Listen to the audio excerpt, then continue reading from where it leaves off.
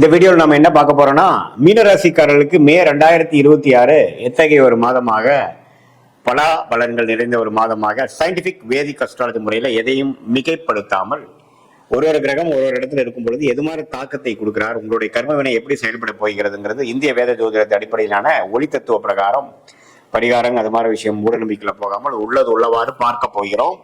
மே 2026 பிறக்கும் பொழுது மீனராசிக்காரர் பாத்தீங்கன்னா ஜென்மசனியின் தாக்கத்துல இருக்க போறாங்க. குரு 4ஆம் இடத்துல இருக்கிறார். ஜூன் மாசம் தான் பயிற்சி ஆகிறார். ஸோ மேல எந்த மாற்றமும் இல்லை. 12ல ராகு, 6ல கேது.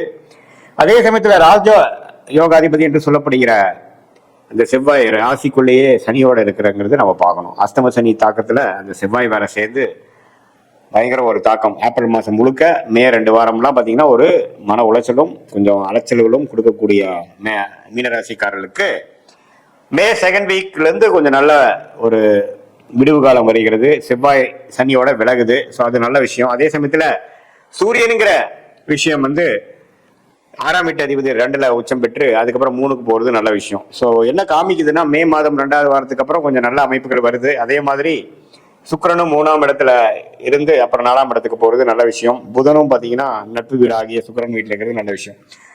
ஸோ ஜென்மசனியால் பாதிக்கப்பட்டிருக்கக்கூடிய மீனராசிக்காரர்கள் கொஞ்சம் மனம் சஞ்சலமாகவும், மனம் டல்லாகவும், எந்த ஒரு முடிவும் எடுக்க முடியாத அமைப்பாகவும், கொஞ்சம் சோம்பேறித்தனம் உள்ளவாகவும் அது மாதிரி அமைப்பு தான் போவோம். அலைச்சல்கள் ரொம்ப நிறைய இருக்கும்.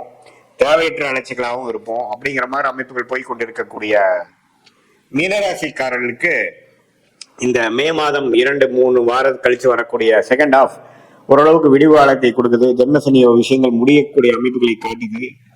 அதுக்கப்புறம் வரக்கூடிய குரு பயிற்சி ஜூன் மாசத்துக்கு அப்புறம் ஜென்மசனி ஆகிய சனியவே பாக்குறதுனால ஒண்ணுமே அதோட தாக்கங்கள் குறையும். அதுக்கு வேணுங்கிற சில அடிப்படையான ஃபவுண்டேஷனான சில நல்ல விஷயங்கள் உங்க தொழிலையா இருக்கட்டும், உங்க வேலையிலயா இருக்கட்டும், உங்க உறவுகளையா இருக்கட்டும், எல்லாத்துலயுமே ஒரு நல்ல மாற்றத்தை கொடுக்கக்கூடிய அமைப்பு மே 2வது வாரத்துல இருந்து மீனராசிக்காரர்களுக்கு அந்த குரு பயிற்சிக்கு முன்னாடி வரக்கூடிய நல்ல அமைப்பை வாழ்க்கை சம்பவங்களாக, அடிப்படைகளாக அமைச்சு கொடுக்கக்கூடிய ஒரு அமைப்பு இந்த செவ்வாய் சனியோட விலகிறதும், சுக்கிரனோட வீட்டுல புதன் வருவதும், சுக்கிரன் 4ஆம் இடத்துக்கு போய் 10ஆம் இடத்தை பார்ப்பதும், இது மாதிரி நல்ல அமைப்புகளை கொடுக்கக்கூடிய அமைப்பாக மீனராசிக்காரர்கள் இருக்கு. ஸோ இதுவரை மன உளைச்சலும், அலைச்சல்களும், மன விரக்திகளும், தேவையற்ற மனசோர்வுகளும் இருக்கக்கூடிய மீனராசிக்காரர்களுக்கு ஓரளவுக்கு ரிலீஃப் கொடுக்கக்கூடிய ஒரு விடிவு காலம் கொடுக்கக்கூடிய அமைப்பாக மே மாதம் குறிப்பா சொல்லணும்னா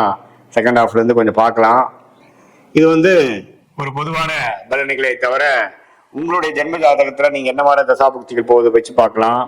இதே மாணவர்களுக்கு பாத்தீங்கன்னா புதன் நல்லா இருக்கிறதுனால கொஞ்சம் நல்ல முன்னேற்றங்கள் உண்டு, படிப்புல கெட்டிக்காரத்தனம் உண்டு, காம்படிட்டிவ் எக்ஸாம்ஸ் கிளியர் பண்ணக்கூடிய அமைப்புகளா இருக்கு. அதே மாதிரி உங்களுடைய ஜாதகத்துல இது மாதிரி புதன் இருக்கு, உங்களுடைய தசாபுக்திகள் என்ன லக்னத்துல பிறந்தீங்க, அதே மாதிரி அந்த லக்னத்துக்கு ஏத்த மாதிரி ஒரு நல்ல தசாபுக்திகள் போய் கொண்டிருக்கிறதா, அந்த தசநாதன் புக்திநாதன் உங்களுடைய பிறந்த தேதி, பிறந்த நேரம், பிறந்த ஊரை வைத்து வரக்கூடிய திருக்கணித பஞ்சாங்கத்துல எப்படி இருக்கிறார், ஸ்தானபலம் என்ன, திக்பலம் என்ன, திருப்பலம் என்ன, யார் யாரை பாக்குறாங்க, எந்த இடத்துல இருக்கிறாங்க, லக்னத்துக்கு எந்த இடத்துல இருக்கிற, எந்த ஆதிபத்தியை கொடுக்கிறார் அப்படிங்கறதெல்லாம் தீர நம்ம ஆராய்ந்து அதுக்கு பிரகாரம் நம்மளுடைய சயின்டிபிக் வேதிக் அஸ்ட்ராலஜி முறையில எந்த விதத்தையும் மிகைப்படுத்தாமல் ஒரு கிரகம் ஒரு டிகிரி அடிப்படையில இருந்து ஒரு டிகிரியிலையும் ஒரு கிரகம் இருக்க நீங்க பிறக்கும் பொழுது எது மாதிரியான ஒரு கர்ம வினை உங்களுக்கு கொடுக்குது, எந்த தாக்கத்துல நீங்க பிறந்திருக்கீங்க, எது மாதிரி வாழ்க்கையை வாழணும் அப்படிங்கறதுக்காக இந்த பிறவி எடுத்துக்கொண்டீர்கள் அப்படிங்கிற ஒரு விஷயத்தை புரிந்து கொள்ளக்கூடிய ஒரு அற்புதமான ஒரு சாஸ்திரம் தான் இந்திய வேத ஜோதிடங்கிறது நம்ம புரிஞ்சுக்கணும்.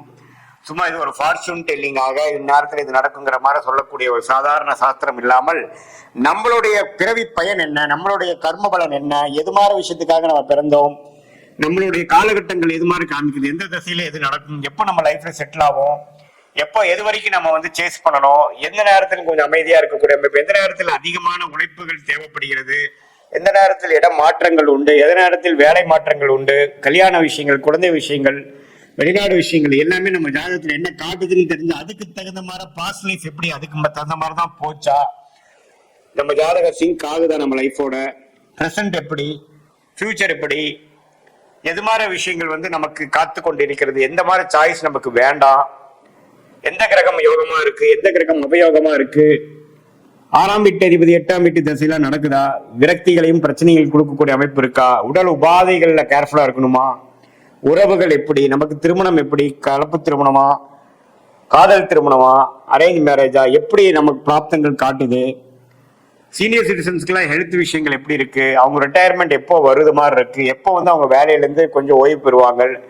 தொழிலில் எப்போ செட்டில் ஆவாங்க? அது மாதிரி எல்லா வாழ்க்கைக்கு தேவையான, எல்லா வயதினருக்கும் தேவையான வாழ்க்கை குறிப்புகள், வாழ்க்கைக்கு வேணுங்கிற அந்தந்த அடிப்படையான அந்தந்த ஏஜில் வரக்கூடிய கேள்விகள், அதுக்கு தகுந்த மாதிரி ஒரு கிளாரிட்டி எல்லாமே சயின்டிபிக் வேதிக் அஸ்ட்ராலஜி முறையில ஒரு கிரகமும் உங்க ஜாதகத்தில் எப்படி இருக்கு, என்ன தசை நடக்குது, புக்தி நடக்குது, அந்தரம் நடக்குது, சூக்ஷமம் நடக்குதுங்கிற வாரக்கணக்கில் நாம வந்து பலன்களை எடுத்து எது மாற லக்னத்துக்கு எது மாற விஷயத்தை கொடுக்குங்க. லக்னாதிபதி வைத்து தான் எல்லாம் சொல்ல முடியும். லக்னம் ஸ்ட்ராங்கா இருக்கா, லக்னம் எதை குறிக்குது, நீ எதை தேடி போய் கொண்டிருக்கிறீர்கள்? பினான்சியல் குளோரி தேடுறீங்களா? மன அமைதியை தேடுறீங்களா? உறவுகளை வந்து ஒரு ஹார்மோனியஸ் அன்னோனியத்தை தேடுறீங்களா? குழந்தைகள் நல்லா வரணும்னு தேடுறீங்களா? அல்லது சிற்றின்பத்துக்கு தேடுறீங்களா? பேரின்பத்துக்கு தேடுறீங்களா? ஆன்மீக தேடுதல் உண்டா? எது மாதிரி விஷயத்துக்காக உங்களுடைய வாழ்க்கை பயணம் போய்கொண்டிருக்கிறதுங்கிறதா நம்மளுடைய ஜாதகத்துல புதைந்து கிடக்கக்கூடிய விஷயமாக சயின்டிபிக் வேதிக் அஸ்ட்ராலஜி முறையாக பார்த்து அது மூலமாக எது மாதிரி விஷயங்கள் நம்ம எடுக்கலாம், எது மாதிரி விஷயங்களை நம்ம தவிர்க்கலாம் அப்படிங்கிறது பார்த்தோம்னா தேவையற்ற சமய விரயங்கள், தேவையற்ற பொருள் விரயங்களை தவிர்த்து நம்மளுடைய பிராப்தம் என்ன, நம்மளுடைய தோஷம் என்ன, நாம வாங்கி வந்த வரன் என்ன, எந்த கிரகம் நமக்கு சாதகமாக இருக்கிறது, அந்த கிரகத்தின் வேலை தொழில் படிப்பைக்கு நம்ம போனோம்னா நம்ம வாழ்க்கையை எளிதில் அமைச்சு கொள்ளலாம். எந்த நேரத்தில் அடக்கி வாசிக்கலாம், எந்த நேரத்தில் நம்ம வந்து கொஞ்சம் ரிஸ்க் எடுக்கக்கூடிய அமைப்புகள் நமக்கு நல்ல பலன்களை கொடுக்கும் அப்படிங்கிறதை நம்ம துல்லியமாக உங்களுடைய பிறந்த தேதி, பிறந்த நேரம், பிறந்த ஊரை வைத்து வரக்கூடிய திருக்கணித பஞ்சாங்கத்தில் வரக்கூடிய ஜாதகத்து மூலமாக பார்த்து அதையே இப்ப நம்ம சொன்ன கோச்சாரத்துல வரக்கூடிய இந்த குரு பயிற்சி, ராகு பயிற்சி, சனி பயிற்சி, இந்த பாத பயிற்சி நம்ம எப்படி பொது பலனா பார்த்தோம் பார்த்தீங்கன்னா, அதையும் சேர்த்து வைத்து பார்க்கும் பொழுது ஒண்ணுமே துல்லியமான பலன்கள் எடுத்து அது மூலமாக நம்மளுடைய லைஃப் பொட்டன்ஷியல் என்ன, நம்மளுடைய கோல்ஸ் என்ன, எந்த நேரத்துல எப்படி செய்யலாம், எப்படி ஒருத்தருக்கு கூகுள் மேப் வந்து ஒரு இடத்துல இருந்து இன்னொரு இடத்துக்கு போய் சேர்வதற்கு, தெரியாத இடத்துக்கு போய் சேர்வதற்கு அது உதவிகரமாக இருக்குது ஒழிய அது நாம தான் போய் டிராவல் பண்ணணும். கூகுள் மேப் உங்களை தூக்கிட்டு போய் விடாது. அதே போல இந்திய வேத ஜோதிட அடிப்படையிலான சயின்டிபிக் வேதிக் அஸ்ட்ராலஜி முறை உங்களுக்கு என்ன மாதிரி பேட்டர்ன், என்ன மாதிரி ஒரு ட்ரெஜெக்டரி, என்ன மாதிரி ஒரு வடிவத்துக்குள்ள உங்க வாழ்க்கை போய் கொண்டிருக்கிறது, எதை நோக்கி நம்ம போய் கொண்டிருக்கிறோம், எப்போ நேரத்தில் எதை செய்தால் நமக்கு எளிதில் நம்மளுடைய குறிக்கோள்கள் அடைய முடியும், நம்மளுடைய தேவையற்ற விஷயங்களை நம்ம தவிர்த்தாவே பாத்தீங்கன்னா செய்ய வேண்டிய விஷயத்த நல்லா செய்யலாம். நிறைய பாத்தீங்கன்னா நம்ம டிஸ்ட்ராக்டடா போயிடுறோம். படிக்கிற விஷயத்துல இருக்கட்டும், வேலை விஷயமா இருக்கட்டும், பண்ணிய 1 வருஷம் 2 வருஷம் போனதுக்கு அப்புறம் தான் அது நமக்கு உகந்தது இல்லை, நமக்கு அது சரி வரல அப்படின்னு நினைக்கிறோம்.